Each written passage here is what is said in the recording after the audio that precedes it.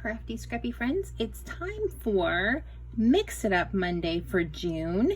This month we are using a sketch from our dear friend Kristen from Scrapping Harden YouTube and Instagram. She's been on my design team for when I had the store, and she's remained one of my good friends, and she doesn't even live that far away. She lives in Dallas. I mean, you know, 4 or 5 hours, whatever. That's not that far for Texas standards.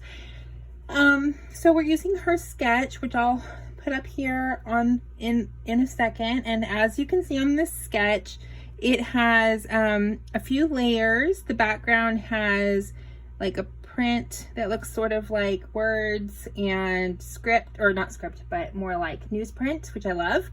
Almost like it's been stamped. There's a layer of like a gray with a black kind of chevron looking sort of design in the back strip like that. There's a large photo with a mat, and then there are a few embellishment elements with a tag, a ticket, a round element, and a little strip down at the bottom, plus some buttons and things like that, embellishments up at the top and bottom. So those are the elements of the sketch. And then what we do for Mix It Up Monday is we take that sketch and we add mixed media somehow. We add some stitching, we add some paint, we add some ink, we add some stenciling, we add something that's beyond just the paper, and it's beyond just pattern paper. So we can add pattern paper, we can use that, but we can also, we'll tend to go in and see what else we can add that allows us to mix it up and make this a little bit more than just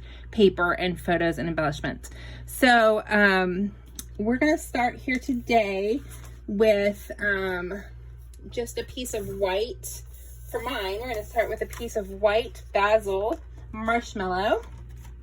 I'm going to use, I'm using the bright colors from my kit for the Counterfeit Kit Club this month. Christine's also a new member of the Counterfeit Kit Club or Challenge design team. So welcome to our team, Christine. I'm also going to attempt to use my gel press. Now, the gel press is not typically something you would always see when you're doing scrapbooking, but I really like to use it. It can be used in lots of different ways, and I love it. I haven't actually used it in a really long time, so we're just going to kind of work together on this one to see how well this works. I have an idea in my head of what I want to do, and we'll see if it works. Okay, so I'm going to take some of my spray.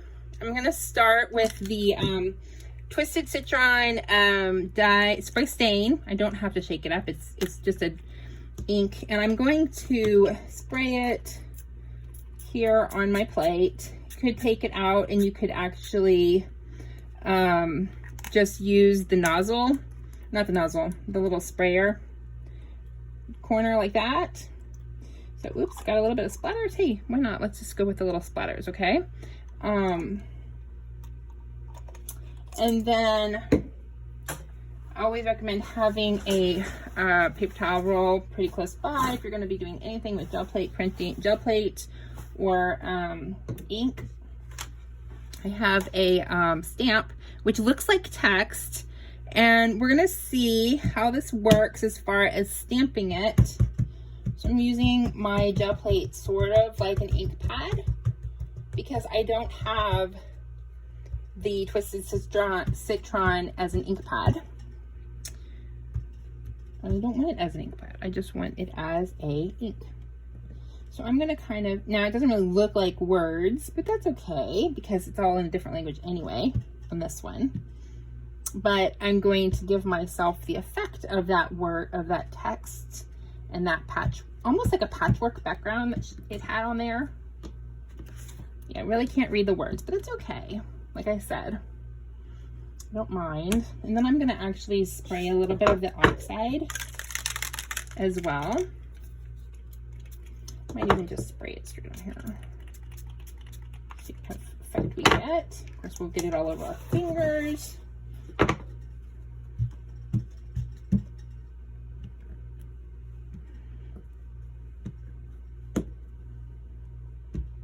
Okay. Now the spray stain is going to be a little bit, might be a little more saturated. It's not going to react to water in the same way that the oxide would. So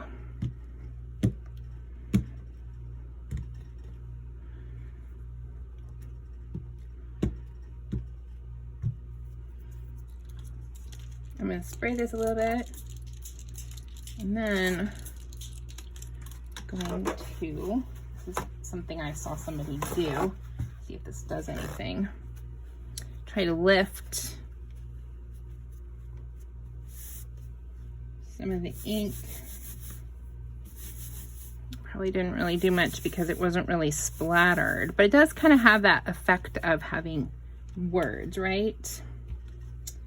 So I think I want to actually go in and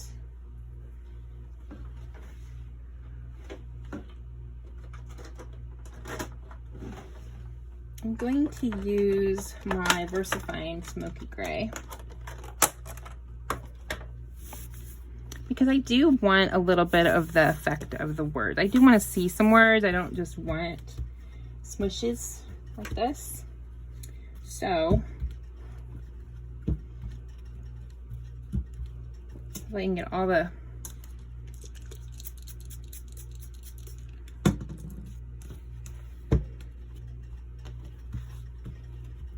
off of the stamp. So I'm going to clean off my stamp really quick. And then I'm going to ink my stamp again with gray.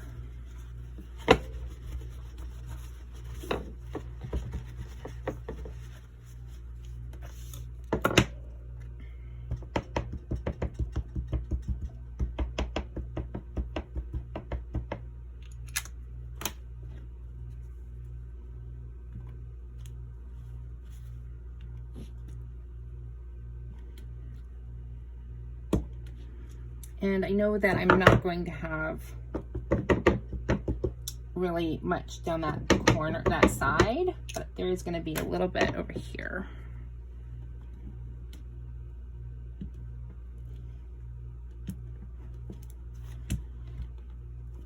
There, so that gives us a little bit more contrast, and you can actually see that there's words now, which is perfect. That's exactly what I wanted.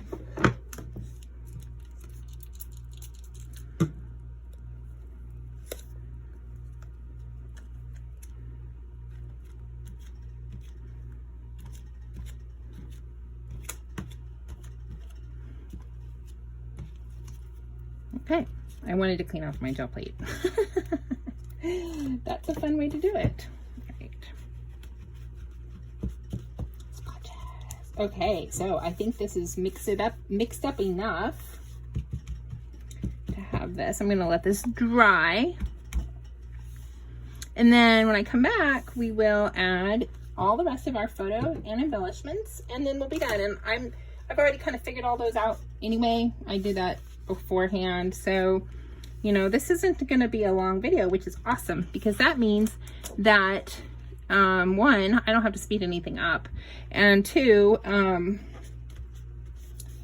it's fast for you if you want to recreate the same kind of idea. Okay, so you don't have to worry about it. Just think about what colors work with your photos, or what colors you want to do for your color with your embellishments. Or, you know, I actually these were the colors I chose for my kit, but they worked really well with the photo that I have pulled that I wanted to document, because my son was wearing a gray shirt with green writing, lime green, and my niece was wearing a yellow shirt. And so the sun idea of the sun and then having a little bit of the green in there is just perfect. So all right, I'm gonna let this dry. I'll be right back in just a second. Okay, so here I am. I have dried off my background, and I've got my strip of paper here. This is cut to 5 inches just because my photos, I ended up having 2 photos, and I cut them down to roughly 4 inches square. And I wanted to make sure that I had a little bit of extra space on the back to make sure that this background would kind of map my photo, but it kind of works. It doesn't work perfectly, but it kind of works. So I just wanted it to be a little bit bigger than my photo. So it was a little bit over to the right. It wasn't quite centered, which is great because having everything always be so symmetrical is not really like always that pleasing to the eye. So you definitely want something to be a little bit less symmetrical than usual. And of course here I forgot to put my tag on, but that's okay. I'll put it like this. The tag can go behind the paper or over. And I use a little bit of baker's twine. Put this down.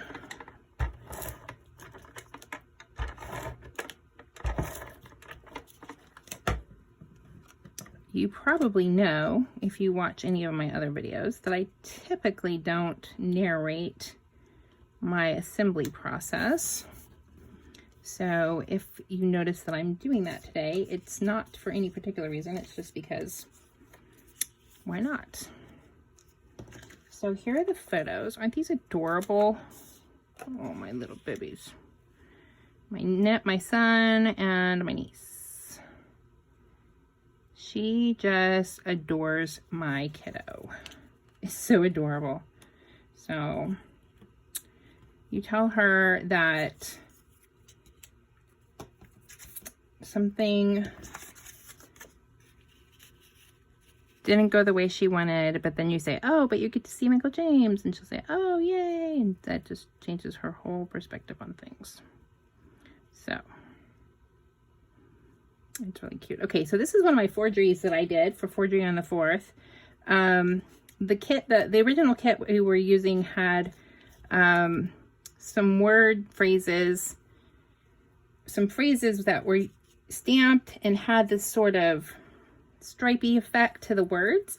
Luckily, I had these alphabet stamps that have that dark shadow, and all I had to do was go in with my white marker or pen and add the white lines. And then I also did some of these multicolored, I stamped some phrases and I used my inks to add some color to it. And also this one, because this is what the look of some of those things in the kit were. So these were from my forgeries also. So those will be some of my embellishments for this. I'm gonna put this over here, over that lady's face. Actually. And then this cloud, oh, this one actually goes down at the bottom, I think. I like that this says shine bright, but has a little cloud over it. Really, the original has just a rounded shape, but I really like the sun. And this says, if it scares you, it might be a good thing to try, by Seth Godin, which is one of my favorite people authors. And I like these. The original kit also had some clouds, because without clouds you wouldn't have, and a little bit of rain, you probably wouldn't have any rainbows.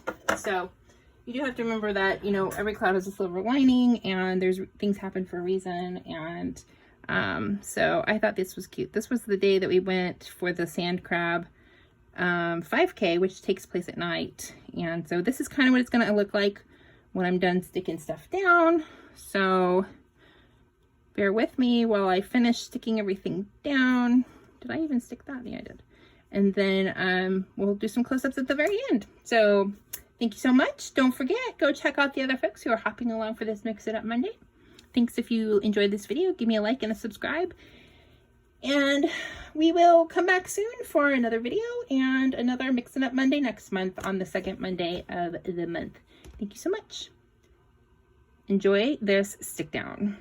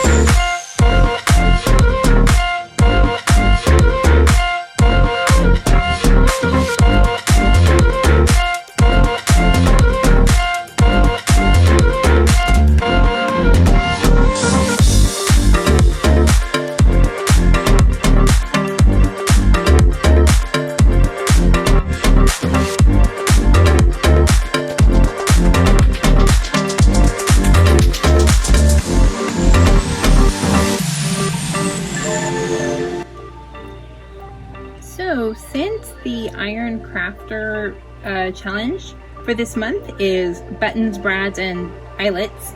I am going to add a couple of little brads to my layout. I already added a button, and I'm just going to use them kind of like I would enamel dots.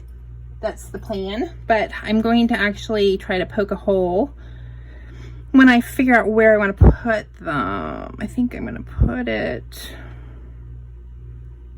maybe over here. I'm going to poke a hole so that my eyelet has, or my brad has a place to go. This way I don't have to worry about if my crocodile or my whatever is going to reach. So I'm just going to put it like that. 3 holes. Make sure you have something behind there that you don't care if it is poked, like a self-healing mat. And then I'm just going to put my little brads in here. Oops. They look kind of like enamel dots. And then I think I'll get some more, and I'll add some more in another spot. So just wanted to show that. And all right, there we go.